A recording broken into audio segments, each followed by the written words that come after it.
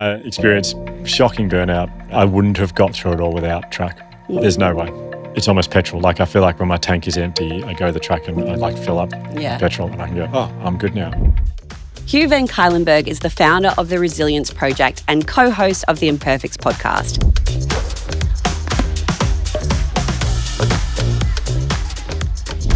This is Sportish. I'm Georgie Trickett. I loved softball as a kid. I adore watching my own kids playing cricket or doing gymnastics. And I also married into Olympic royalty. Yes, I am your queen. I'm Libby Trickett and I have 5 kids and I was an Olympic medalist for the Australian swim team. This series of Sportish is powered by Playwell, a movement from the Australian Sports Commission that's about making sure everyone has a place in sport. Hugh van Cuylenburg, welcome to Sportish. Thank you to both of you. I'm very excited to be here because sport is definitely my favourite topic to talk about, but no one wants to hear me talk about it we in are a podcast your format. people. So this is it. I have a lot to say. We are your people. Yeah. How much time do we have? Yeah. No, I'm very, very excited to talk about this topic because sport is also, whilst it's my favourite thing to do now, to watch sport and just to think about sport, it's like a huge part of who I am now, like it's my sporting journey as a kid. And so, yeah, it's great to be here. Well, why don't we start there? What did sport look like for you as a kid growing up in the suburbs? Well, there wasn't much else. It was just that. It was just sport. It was every single day this is growing up in the 80s. And we were so lucky to have a really big backyard.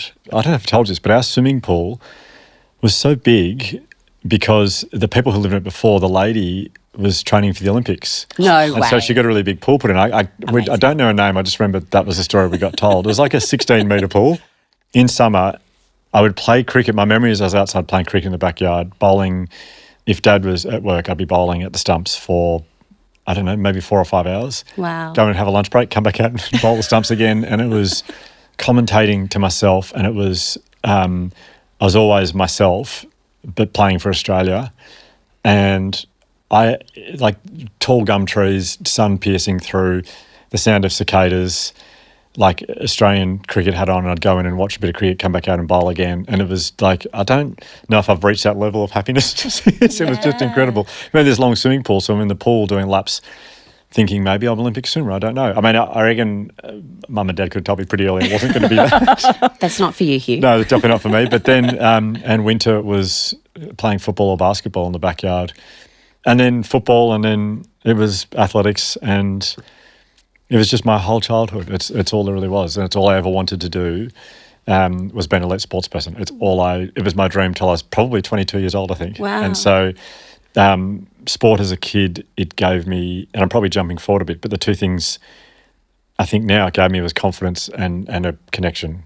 I wasn't a confident kid. I was very shy, but being reasonable at sport, I went, I'm good at something. And I was lucky because I feel like being good at sport is something that we value here in Australia. Yeah, big time. It was like my currency at primary school, but then it also connected me all the way throughout my life. I was reflecting on the way here, my groomsmen were, apart from my brother, but my friend Tim, who I played basketball with from the age of 12, football through my teenage years, cricket through my teenage years, Al, who I played footy with for 5 years, Elias, who I played cricket with for 10 years, and Chris, who I played cricket with for 15 years. So it was sports what's connected me. How do you feel like, obviously that connection has shaped you into the human you're now, but how do you feel like that kind of shaped the trajectory of your life? To play cricket and football and basketball as a kid in teams, I think it teaches you humility, I think, it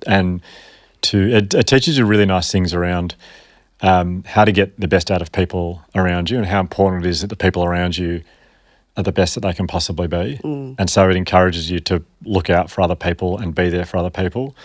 I mean, I think back to cricket games. I mean, I laugh about it now, but back then, if you're playing a cricket team and someone's batting, you treat them like a pregnant woman. Like they will come in for tea break and like, now what can I get you? Sit down, put your legs up. You need to rest. I'll get you a towel. Do you want some I'll get you some sandwiches. I think you need some sandwiches. Don't do like you just look after the people around you because you want them to do well. And then when they do well, the joy you get from their success, it's actually more than when you succeed. Yeah. And so I think it teaches you this, and that's from such a young age. Like I remember playing cricket and being out in the field as a 12-year-old and the coach saying, really important you encourage so-and-so when they're bowling. Like, make sure you cheer for them when they're bowling. So you finish bowling and then the coach might say, I reckon you could have cheered more encourage them more while they're bowling. And so from a young age, it's just like, do everything you can to make everyone around you really good. Now in my life, whether it's on the podcast or the Resilience Project or with family, I hope that's what I continue to do, is like do the best to make everyone around me as good as possible, and make their life as good as possible. And because that's what you do when someone's not out and you need to make runs. Yeah.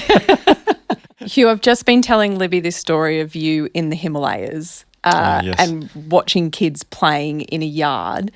And I'd love to understand what you saw when you saw kids playing on really old equipment that was broken, and what you learnt from working with these kids in the Himalayas. I remember being in the Himalayas and leaving school on the first day, and one of the kids called out to me because I was wearing a cricket T-shirt on my first day. I found this T-shirt of, it was Rahul Dravid T-shirt, the most ridiculous T-shirt that I bought in India that was just, there was such a cheap T-shirt that actually printed it backwards. So he was batting with his wrong hand on the T-shirt. So I just thought it was funny. So I bought that T-shirt, and they knew they like cricket because of, and this is in India and people really like their cricket in India.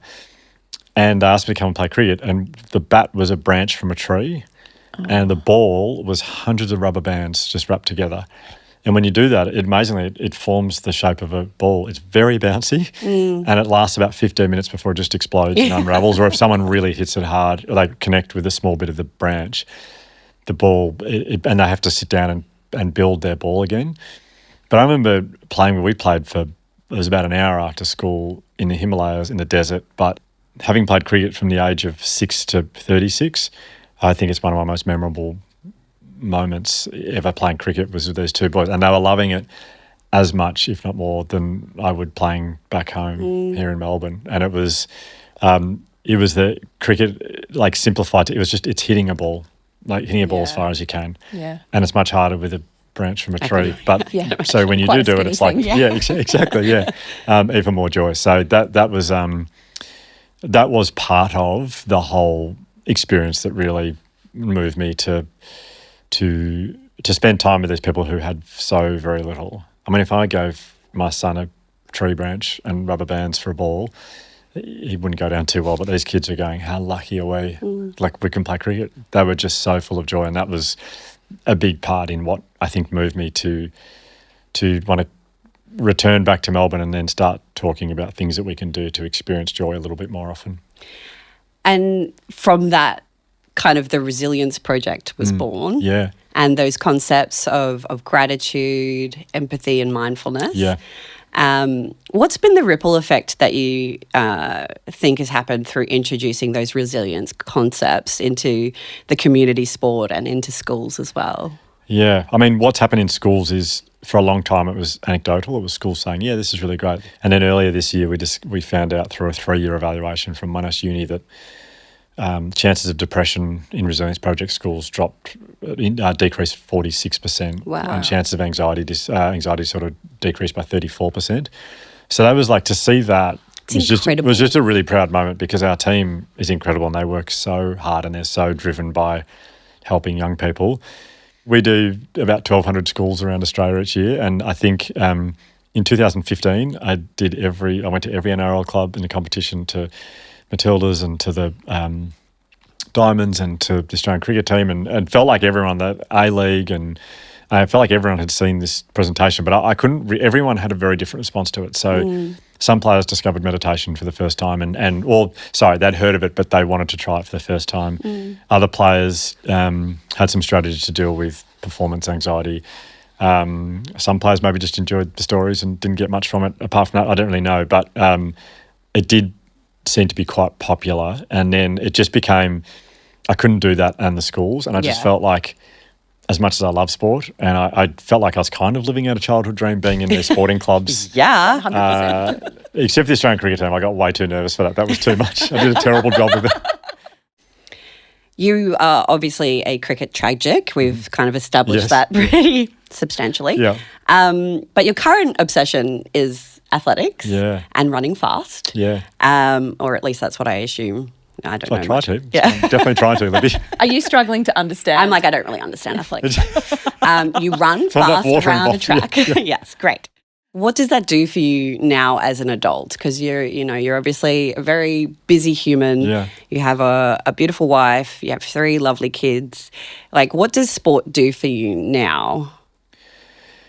There's so many ways I could answer that. But I mean, this year, for example, the challenges of parenting a child on the spectrum, maybe more in our family, I don't know, we don't know yet, but my own ADHD diagnosis that we've chatted about. We've chatted about. Yeah, we've chatted about that. Because same. Yes, exactly. Yeah. Welcome to the club. We never turn up to meetings though. We're always late anyway. I get it. And then I experienced shocking burnout. But I wouldn't have got through it all without track. There's no way. I just feel like it's almost petrol. Like I feel like when my tank is empty, I go to the track and I like fill up with petrol and I can go, oh, I'm good now. Which is ironic because you're draining you're emptying the tank. But emotionally and mentally, it just the feeling of getting better at something in your mid-40s is a really nice feeling. And for me, when I look back on my primary school years, athletics was this thing that sat there that I didn't know you could do away from school. I thought it was like only a school thing. So whenever it was athletics time, I loved it. And then I was in year 11 and year 12 at school. I did quite well at it. In fact, I've been saying this for quite some time. I could be wrong, and I'll mortified if I got this wrong. But in 1998, around 100 metres in 10.78 seconds, seems fast. Which someone said meant you could qualify for the Olympic trials for Sydney. And then... And no one told you? No, I got told at the time. I got told at the time. Please tell me they told you. No, they told me, and I remember going, I'd have to miss cricket, and I'd have to miss... that's so And I'd miss exams, which means I'd have to do the year again. I'll never get in the Olympics. Like, it was never going to happen. But I wish I could now say, well, I was at the Olympic trials. So, well, Yeah, I was at trials, but... I didn't need to drop that story in, did I? No. That's a question. No, interesting that the first thing you thought was, oh, well, I'd miss cricket. Like, despite being so good at something, maybe it wasn't the thing that you loved at the time. Yeah, but I wish I had just thought about that because the feeling of running fast is nothing like it. And as a kid, whenever someone new came to the school, first question was, do you want to race? I just need to check that I was still the fastest in not in year 12, just to be clear, but like as a primary school kid. I don't believe you. It was 17, 18-year-old. At the podcast now. Just have a quick race. No, your guest walks in, let's race. Didn't do that with Peter Bowl. Okay. Good call. Yeah. But I've just loved running fast. And obviously as a 45-year-old, I say fast in inverted commas because it's like, it's probably not that quick, but it feels fast at my age. And that we had a day last year where we did 2 episodes in a row and both of them were so heavy. And the second one was Brooke Blurton, incredible, wonderful person, Brooke Blurton, who told us her story from the heart, and it was so heartbreaking. And we all sat around stunned. The whole team, there's about 6 of us sitting around stunned after she left, after 2 very heavy episodes. And the next morning we all came in and a couple of teams said, I'm really struggling after yesterday. I think I need to go and get some kind of... 2 people from the team, Josh, my brother, and Bridget, our incredible producer, and my brother's incredible. They both signed up for mental health resilience course off the back of it. And I was thinking, gosh, am I not empathetic? Because I'm fine today. And I realised it's because I went straight to the track afterwards. I did a 2-hour session. And in that process that I just put myself through hell and back on the track and went through it all, thought about it deeply and reconciled it and sent you this long message afterwards. And I don't know, it helps you through. Yeah. I feel like, I don't know if you feel this is swimming. I'm sure you probably do. But when I turn up to the track, I can sometimes be flooded with negative thoughts and self-doubt and issues. And then once you get into the session, they disappear. Yeah. And then by the end of the session, you're flooded with positive thoughts and solutions. That's kind of what happens to me. Yeah, so, absolutely. I would say it's helped me get through. I don't know where I'd be without it. It's amazing. Hugh, you mentioned before that you've got some neurodiversity in your family. How do you think sport can help kids who are neurodiverse connect? So our child has struggled for the first... particularly when I started school, they really struggled. The challenges were they were at school for about an hour a day and was highly distressed, and found a new school where they really fit in, made some really nice friends, and then they said they wanted to play basketball. And I thought, I just don't know how it's going to work, because they'll get pushed over, they'll get the ball in the face, or they'll lose, or they'll miss a shot. And at this point, they weren't coping too well with setbacks like that, and found them very confronting and very dysregulating. But they were so keen. And the other thing is, I think one of their gifts is sport. They're so talented, this child. And so I thought, well, we'll do it, but we're going to last 5 minutes and we'll be going home. And I was prepared for 5 minutes. Always I told the set coach. expectations low. Yes, absolutely. I said to the coach, just so you know, I think we might be going pretty soon. And they got through the first game. There was tears afterwards because I think they'd lost. But I don't think that's too unusual. Second game, the opposition coach was really loud and very scary. I was finding the coach really to be very scary and very full on. And that really our child was distraught for about an hour afterwards. But they kept coming back and playing. And then now, I mean, not that it matters, but they score a lot of points and they get so much joy from that. And the confidence I've seen in our child directly off the back of sport. There's a bit of a cascading effect, like school got them confident enough to have friends, and these friends had them confident enough to play sport. But now they're playing basketball. They're a totally different child, and it's the confidence they've got from... I remember my best friend Al sent me a message saying his son's a very gifted sportsman, and he said the best thing about it is the confidence that they take away from the sport into other areas of their life. And I remember thinking... I said, oh, that's really nice. But as I wrote that, I thought, well, that won't be the case for our child. It's very different for us. But he was so spot on. The confidence, they're doing things now that a year and a half ago we never thought they were doing. I think basketball is a very big part of that. Hugh, what is it about building resilience at any level of sport that helps us in how we live our daily lives?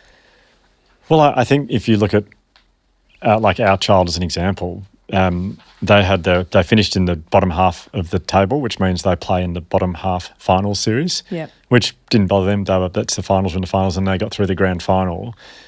And a few of the parents, the boys were one of the boys said, I've been waiting for this moment my whole life. Bless. And then Penny and I were having a chat about it, just saying, and one of the other mums was chatting about it, saying, how are they going to cope if they don't win? And I was thinking, oh my God, they're going to be shattered. But then I remember thinking, no, this is one of the reasons you play sport, because this is how you learn how to miss out. And this is how you learn that things do not go your way. It's how you learn that things aren't fair.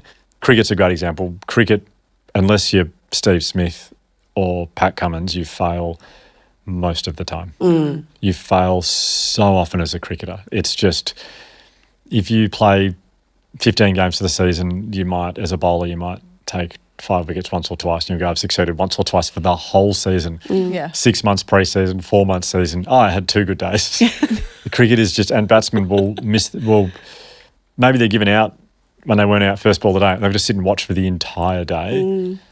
Like, that sounds awful. Extreme. That's why you get so nervous when you go out to bat, because this could be the greatest moment of your life, but it could also be, you could be sitting watching out for a duck. Yeah, but but those things happen to you. You fail. Through playing cricket, I could directly, for every sport I played, you could directly correlate something of an important lesson, and failure through cricket for me was a huge one. You spoke really beautifully about team sports, which kind of set off a light bulb in my head that I probably hadn't had before as an individual athlete, because Georgie and I talk about it all the time. I don't understand team sports. I don't get it. Yeah. I want to be the person doing the thing. Yeah. And so I would love for you to kind of, if you can, articulate the difference that you experience through team sport and now as an individual athlete. Okay, so now what I get from individual sport is I so desperately need time to myself, so desperately. And I get that every time I train for a couple of hours, headphones on or no headphones, I'm just by myself. Absolutely no distraction. My phone's, well, it's near me, but it's playing music and that's it. So there's that. I think it's taught me specifically to take more responsibility. I mean, when you're in a team sport, you have a coach who's saying, so guys, we're going to be in the field all tomorrow. It's going to be 38 degrees. Can you try and drink this amount of water, try and get to bed by this time, eat this food? And I know you do get that at your level, I'm sure you have that kind of coach. And so I think what you get from individual sport is when you finish that sport, there must be a huge amount of confidence in, I make big decisions, I make high stakes decisions, I follow through on stuff because I have to. Like if I don't do this, no one's going to do it for me. There's nowhere to hide. If I haven't done the work for my 400 metres when I go to the store gift, I can't rely on someone else having a good day. Like in team sport, I can't go, well, I had a beer last night because I know we've got so-and-so on our team and she's so good that she'll probably do this and we'll win. She'll be great. Yeah, so there's absolutely no hiding. And I think with no hiding comes you take responsibility, and if it doesn't work out, then you have to then go back, and the only person you can really blame is yourself. And I think I've found for myself that's been a really important thing because I can only blame myself. And because of that, I can only get better. Yeah. But the lessons you take from life, I think, are if you want to be good at something, you need to put in the work yourself and think holistically about it, not just I'll turn up and bowl and I'll bowl where the coach thinks I should bowl, the captain, I'll bowl when the captain says where they think I should bowl. But as an elite, as an elite athlete, and an individual athlete, I think you learn so much about. I think you would grow up very quickly, is what I would say. We've spoken a lot about the athletes, but there's also lots of roles that sit in and around sport that are equally as important. Can you tell us about Beefy and why he was so crucial to your cricket club? I mean, you can scrap everything I just said. This is sport. To me, the Beefy story, this is the beauty of sport. So I was a teacher back in 2007, 2008, and I was teaching a kid who he was a year 12 student. He had cerebral palsy, a condition called hydrocephalus. I think that's pronounced as too much fluid on his brain. So mental and physical disability. And I still, the first couple of days teaching, I remember thinking, I've never met anyone like this before. He's extraordinary. Like his love for Collingwood Football Club was something I've never experienced. He could remember every single score. Wow. If you said to him, Beefy, round 3, 2001, he would go, yeah, we played Brisbane away. We lost by 2 goals, but the score, he'd tell the exact score. Like just this incredible, it was amazing. But he became a cult figure very quickly in our class, and everyone just loved him. So positive and so optimistic, and always saw glass was always half full. Made everyone laugh so much. And I was playing cricket at the time. I was cricket coach at Melbourne University Cricket Club, a Premier League club not too far from here. And I just wanted to get him involved in our club. I think this would be great for him. It also selfishly be great for us to have someone like this around. I was thinking, I don't know what job we've got. We don't have any money being a local cricket club, but I still had enough money for a water boy. And so I just said it flippantly after class one day. I said, do you want to be a water boy? And his face went so serious and he said, don't talk shit. And I said, I'm sorry. I didn't want to. And he goes, no, that is my dream job. And I went, wow. Great. And he goes, I'll be there next week. I said, it's pre-season. You need to run water. He goes, no, it's important. I need to do pre-season as well. So a week later, he's at training in the middle of winter. We're doing fielding training and running, and he's running around with water bottles for everyone. This is in 2000. Have I get this right? I think that was in 2010. He's still doing it now. I saw a photo of him the other day at the club.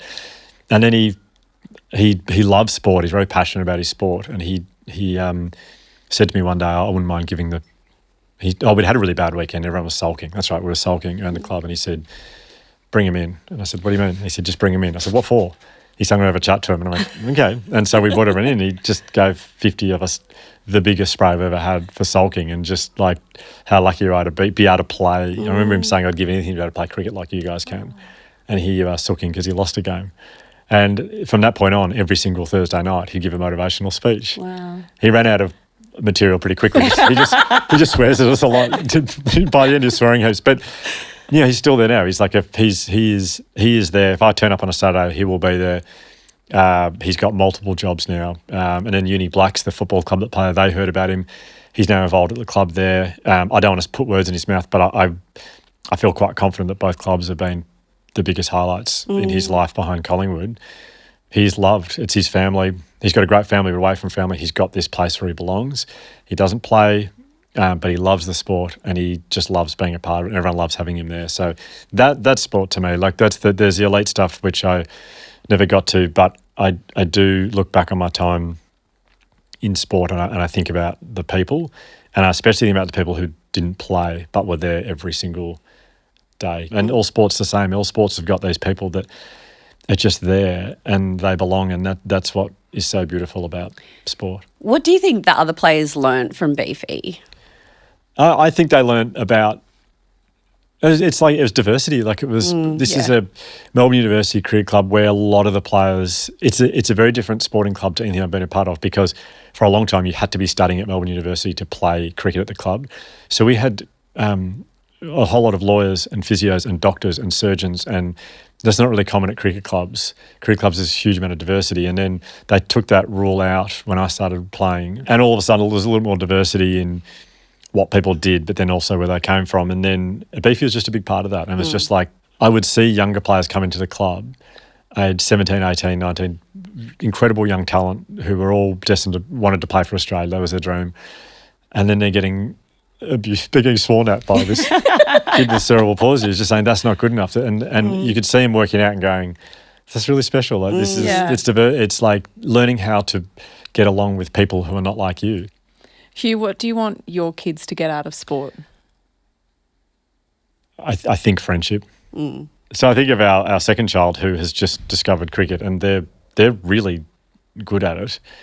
But I think they've decided it's not their thing because the older child who is neurodivergent, I think they're so used to making accommodations and sacrifices for them. They see that this is cricket at the moment is their thing, so they're sort of taking a back seat with it. But I look forward when the time is right for them to when that child's at school and I can spend time with them at home, just them playing cricket. I think I hope that it leads to all those things that we've spoken about, friendship and connection, because that's what it's.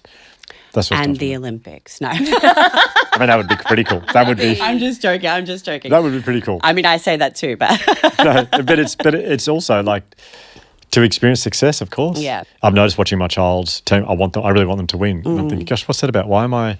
It doesn't matter. Yeah, exactly. And it's good for them to lose. Why do I care so much? And I think it's just because you want them to experience success because it's a lovely feeling. So I hope my kids, I hope they play sport because they don't have to, but I hope they do because friendships, same for me, connection and confidence. I mean, I'm teasing because I get asked all the time whether I want my kids to swim. Yeah, I mean, that's all the time. Do you want them to? I mean, the bad angel on my shoulder, it's like, absolutely. Like, if I could, wish my kids onto the Australian team, I absolutely would, because it has literally given me everything that I have in my life, including my husband and now my 5 kids. Yeah. And I also recognise that that's not how it works.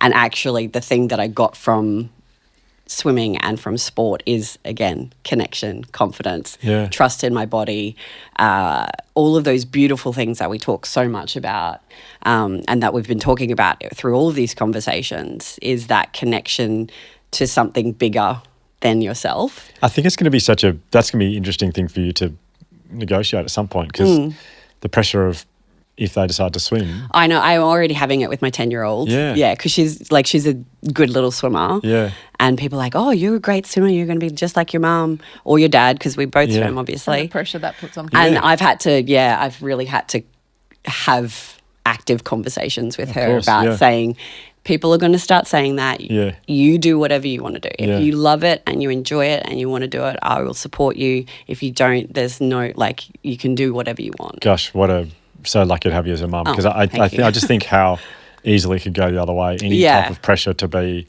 I'd really like you to do what I did, would just be so difficult. You must swim. Yeah, get in the pool. Get in. Thankfully, I don't do that yet. No, you're not that mother. Or I did a while ago, but I stopped doing it. Down now, I've calmed down now. Hugh, you've spent so much of your life playing cricket, but you're not playing it at the moment. Is there a chance you'll return to your favourite childhood sport? For some reason, I can't handle the thought of not being good at it. I can't handle the thought of bowling to someone who I know is not very good and them hitting me for 4, because I can't handle that. Like, I retired, we won a grand final, and that was my last game I've ever played. I feel like I bowled quite well then. That's my final memory of cricket. And I don't want to ever play again, because it won't feel The only exception will be if my child, who they now have the cricket bug, and it's just been bowling in the backyard nonstop, which has brought me so much joy because they're quite good at it. And if there was ever like a father-child game, if there's ever like a reunion match where, where you where play the dads with are playing the kids. Yeah, I would play with them. And smash them. That's beautiful. Because they're children. But here's the thing. I wouldn't bowl. I'd say I'm not bowling. Oh, really? Yeah. That's so I've bowled my funny. last ball. I don't want to. I would bat because that's fun. But I just something weird I need to work through. Maybe with my psychologist. I still have nightmares all the time that I'm bowling and the wind's so strong that I can't get the ball to. I still have that dream all the time. Yeah, it's just a recurring nightmare. It's so funny because my recurring nightmare is missing out on gold by 0.04 of a second. Is it really? Yeah, no, I'm just Oh, joking. okay. That actually happened. But That was nightmare in real life. Yeah, okay, you've lived that for real life. No, mine aren't as severe as that. I got so much in cricket, but I think I've played every second that I had in me. It would be really nice if one of my kids does play cricket. They don't have to, but if they did, that'd be nice because I'd like to watch them fall in love with the game and fall in love with the friends and the connection. And I'd love to go through it again with a different group of people, but as a dad. Yeah. Because my dad used to watch me. He was there all the time and he was a wonderful parent. He was never overbearing. He just watched and I'd love to experience that the same way that my dad did and my mum as well. So, yeah. That's amazing. Perfect. Couldn't have ended it better. That was absolutely incredible. I could have kept talking for a whole nother hour about sport with Hugh. He is just able to articulate what sport means. Like the feeling. The feeling like when he was describing being in his backyard and that summer scenario of playing cricket. I just, you can connect to that idea of those moments in childhood. And I loved when he was talking about sport in that way that it creates that confidence and connection, because that's something I deeply feel sport brings to everybody in different ways. I love the part about what sports means to the neurodiverse community and the opportunity we have with sport to create an environment where kids who can struggle in school settings and can struggle in everyday settings find a place in sport. It's probably been happening organically for many, many years, but the more we can create that environment that accommodates, that is inclusive, that is responsive to kids' needs, the more we can help these kids build that confidence that's so important for every aspect of life. And it's not just that neurodiversity, it's all abilities, right? You know, the story about Beefy and, you know, he couldn't play, but he could be part of that team and he could make a massive impact on that community. This series of Sportish is powered by the Australian Sports Commission's Playwell strategy. Playwell is about creating fun and inclusive sporting experiences for all Australians because everyone has a place in sport. You can find out more about the Playwell strategy at ausport.gov.au/Playwell. This series is produced by Deadset Studios and hosted by us, Georgie and Libby Trickett. Sportish and the Australian Sports Commission acknowledge the traditional custodians of the land on which this podcast was made. We recognise the outstanding contribution that Aboriginal and Torres Strait Islander peoples make to sport and celebrate the power of sport to tell stories and promote reconciliation.